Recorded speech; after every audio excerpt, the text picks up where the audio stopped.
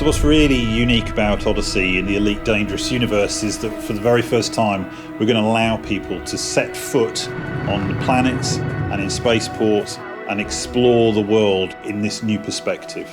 We've tried to maintain what we felt was a core part of Elite, which is freedom of choice. And we really embraced that with Odyssey and have transposed all of those careers back down onto an on-foot experience.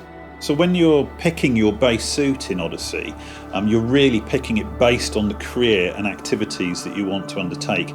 Each of the suits has its own strengths and weaknesses. So for instance, there'll be a suit that skews towards exploration, a suit that skews towards combat, and also a suit which you might want to wear if you were to go scavenging, hunting through wrecks to find bits of equipment that might be useful to you. Odyssey will provide players with a clear choice. They're free to take missions, either from mission boards or mission givers, or players can go out and explore. So we allow the player to disembark at outposts, planet ports, spaceports. So all of these are great places to find work and undertake missions, but also now you can go to our new settlements, which are a kind of more Dust Bowl, Wild West towns that you'd find on the edges of civilization. When you find these settlements, I think you'll want to travel into them and see what the lay of the land is, see what options and opportunities they offer, and decide which way you're going to play. With Odyssey, for the first time, we'll have fully modelled and fully animated characters appearing in game, and they will feel part of the universe and extend the narrative that's there. They will be moving through these spaces, you'll be able to interact with them, some of them will speak to you, so we've had to work on getting those performances right. It's a whole new way of exploring the game. You'll hear the settlement, how alive it is, you'll hear announcers, you go into buildings and the soundscape changes. It's the very first time that you're experiencing the sound of Elite Dangerous, not inside a ship or inside a little vehicle, but inside a body. Meeting people who you can relate to in places is the way you can feel grounded in this quite fantastical universe.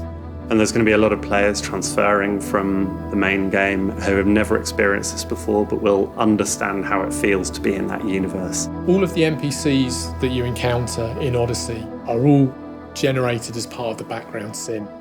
So if I go to a port or a settlement, the NPCs that I'm going to find there will be affiliated with the faction that owns that settlement.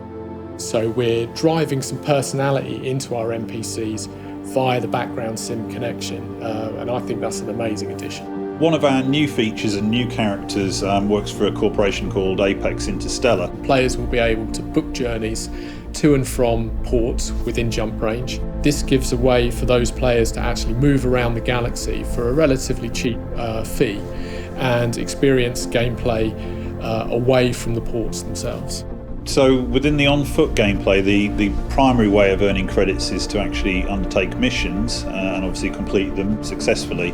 But you can also do some slightly more nefarious acts. Maybe you'll go to settlements and steal items and sell them onto the black market. Or you could become an explorer and collect samples from our new organic life. With Odyssey, we've worked really hard to maintain player agency. We want players to have the choice about how they play Elite. If players want to continue in their ship gameplay, absolutely. If they want to engage in on-foot gameplay, perfect. If they want to do both, even better. And that really has always been at the heart of Elite. It's not the game we're telling you how to play, it's the game that you are creating your own story in. We're really looking forward to seeing how our players take that story forward and how they develop it.